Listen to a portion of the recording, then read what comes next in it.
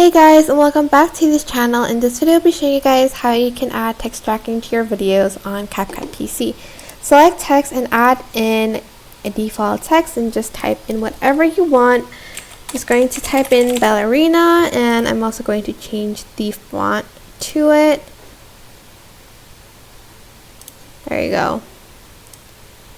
Like so, and then I'm going to select tracking, and then I'm going to select motion tracking.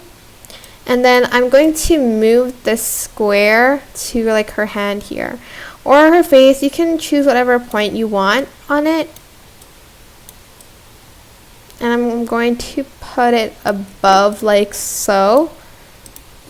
And then select, I'm going to deselect scale and I'm going to press start. And it's going to move with the place that I put the like plus button thingy on.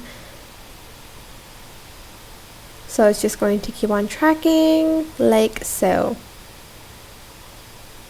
It's going to take a long time, by the way, so I think I'm just going to press cancel and I'm just going to see the result now.